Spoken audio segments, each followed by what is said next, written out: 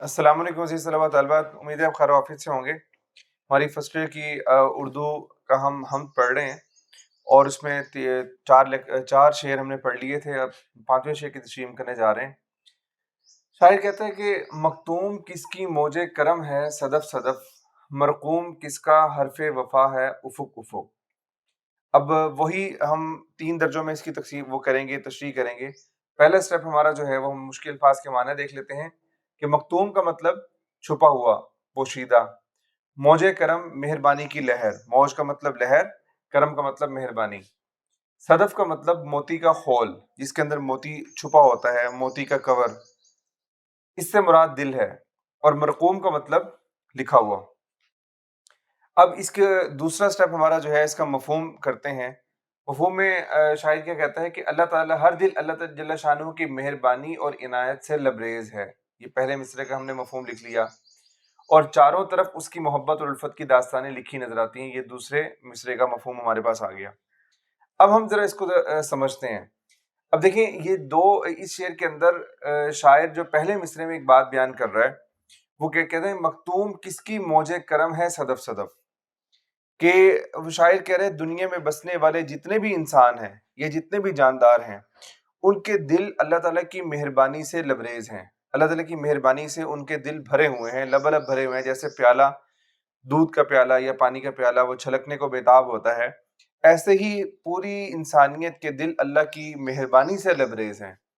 अब इसमें चाहे वो मानने वाले लोग हैं, चाहे वो ना मानने वाले लोग हैं, कोई अल्लाह का इनकार करने वाला है, उसके ऊपर भी अल्लाह की मेहरबानी और लुत्फ़ और इनायत वैसे ही हो रहा है जैसे एक मानने वाले पर हो रहा है। दुनिया के अंदर अल्लाह ताला की मेहरबानी और उसकी सखावत इतनी ज़्यादा है कि शायर कह रहा है कि सारे लोग, सारे जानदार, सारे इंसान वो बगैर किसी फ़र्क के, काफिर और मुसलमान के बगैर किसी फ़र्क के, हर आदमी के दिल के अंदर अल्लाह ताला की मेहरबानी की लहरें पहुँच रही हैं।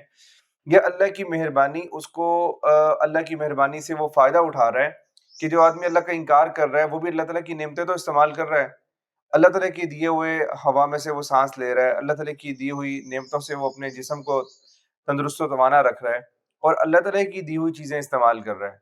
तो अल्लाह की मेहरबानी से वो लुत्फ़अंदोज़ हो रहा है, अल्लाह ताला की मेहरबानी से फ़ायदा उठा रहा है। तो मखतूम किसकी मौजे करम है सदफ सदफ, कि हर दिल के अंदर वो किसकी मेहरबानी है, ये किसका लुत्फ़ और इनायत है जो छुपा हुआ है, वो यकीनन अल्लाह ताला का है। दूसरा कहते हैं कि मरकूम किसका हरफे वफा है उफुक उफुक।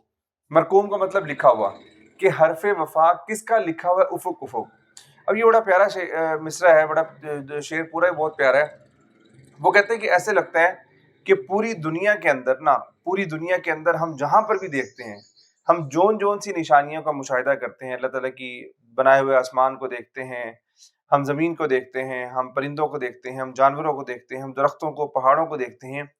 यूं लगता है कि जैसे अल्लाह ताला की मोहब्बत की दास्तानें लिखी हुई हैं। ये यानी कि ऐसी ज़बरदस्त निशानियां हैं कि अल्लाह ताला की हरफ वफा और अल्लाह ताला की जो मोहब्बत का पैगाम है, वो हमें हर तरफ वो लिखा हुआ नजर आता है।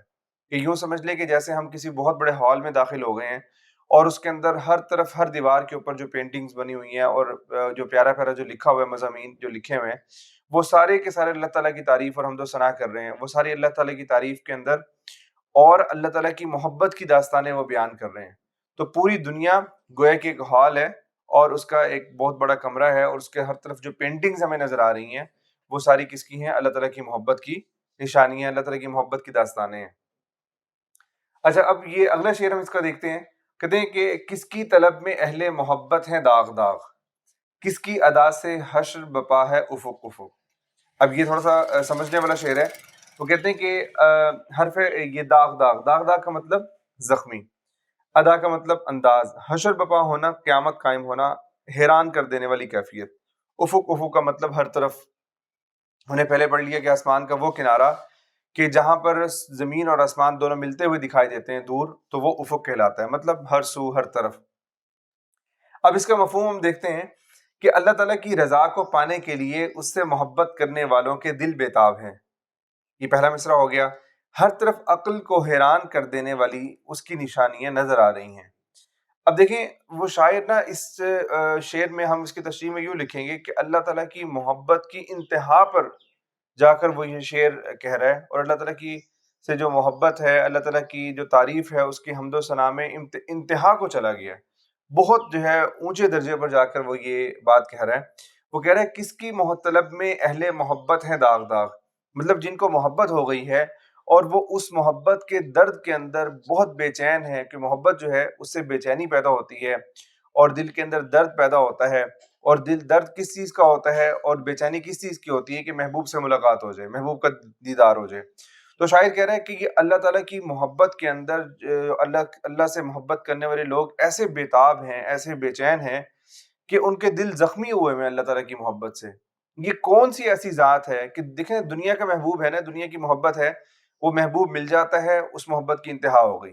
ایک آدمی کسی انسان کو چاہتا ہے تو اس کو جیسے وہ محبوب سے ملاقات ہو گئی، یہ محبوب کو اس نے پا لیا، اس کی محبت کی انتہا ہو گئی۔ لیکن اللہ کی محبت ایسی نہیں ہے۔ اللہ تعالیٰ کی محبت میں انسان آگے سے آگے بڑھتا چلا جاتا ہے، آگے سے آگے بڑھتا چلا جاتا ہے۔ جتنا آگے جاتا ہے اللہ تعالیٰ اس کے سامنے اتنے پردے کھول دیتے ہیں، اس کو اور نئے نئے عجائبات کا مشاہدہ کرواتے ہیں، اس کی طلب اور بڑھ جاتی ہے، اس کی بے چینی اور بڑھ جاتی ہے۔ وہ کہتا ہے میں اس سے آگے دیکھوں کیا ہے، اس سے آگے دیکھوں کیا ہے، کیونکہ جس طرح اللہ تعالیٰ کی ذات کی کوئی حد نہیں ہے، اس طرح اللہ کی محبت میں چلنے والے مسافر کے سفر کی بھی کوئی حد نہیں ہے۔ تو شاعر یہ کہہ رہا ہے کہ کس کی طلب میں اہل محبت ہیں داغ داغ، یہ اہل محبت اللہ سے محبت کرنے والے، ان کے دل زخمی زخمی ہوئے ہیں کس کی محبت میں؟ وہ اللہ کی محبت میں۔ کس کی ادا سے حشر بپا ہے افق افق۔ اچھا یہ حشر بپا ہونا یا قیامت کا الفاظ جو شاعر استعمال کرتے ہیں کہ قیامت یا حشر یہ ایسے ہولناک مناظر ہوں گے، یہ ایسے بہت بڑے مناظر ہوں گے کہ ان کو دیکھ کر انسان کی عقل دنگ رہ جائے گی، انسان بہت زیادہ حیران ہو جائے گا۔ تو جب یہ شاعر اس کو شعروں میں استعمال کرتے ہیں قیامت کو، یہ اس لفظ کو، تو اس سے مراد ہمارا وہ نہیں ہوتا کہ مراد کہ وہ قیامت والا عقیدہ کہ قیامت قائم ہوگی، وہ نہیں، بلکہ بہت زیادہ حیران کر دینے والی چیز کو بیان کرنے کے لیے وہ شاعر قیامت کا لفظ استعمال کرتے ہیں۔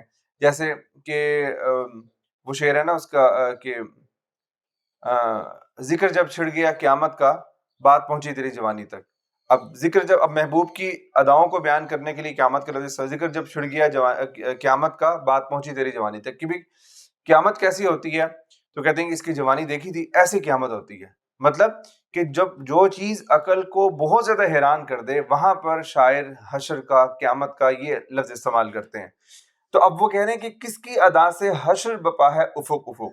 وہ کہتے ہیں، شاعر کہتا ہے کہ پوری دنیا میں ہم نشانیاں دیکھتے ہیں، وہ ایسی ایسی نشانیاں نظر آتی ہیں، ہر منظر پہلے سے زیادہ حیران کر دینے والا ہوتا ہے۔ جیسے ہم سفر پہ جائیں نا، ہم پہاڑی علاقوں میں، تو ایسا لگتا ہے کہ یہ منظر ہم نے دیکھا تو یہ پہلے سے کہیں زیادہ خوبصورت ہے، آگے جاتے ہیں تو اس سے بھی زیادہ خوبصورت ہے۔ اچانک اپنے آپ کو آپ پہاڑوں کے درمیان میں گھرا ہوا پاتے ہیں، وادیاں ہوتی ہیں، تو آپ ایک دم حیران ہو جاتے ہیں کہ یہ میں کون سی دنیا میں آ گیا ہوں۔ اور یہ دنیا کے عجائبات وہ ابھی بھی لوگ اس کے اندر لگے ہوئے ہیں، لیکن وہ ختم ہونے پر ہی نہیں آ رہے۔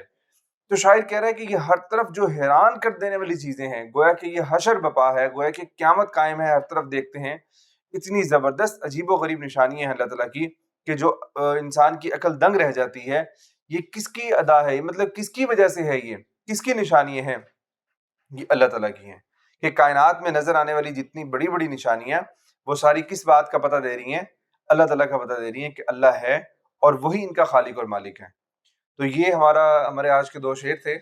تو امید ہے آپ کو سمجھ آیا ہوگا۔ اگر آپ نے کوئی بات پوچھنی ہو تو آپ کمنٹ سیکشن میں ضرور پوچھیے گا۔ السلام علیکم۔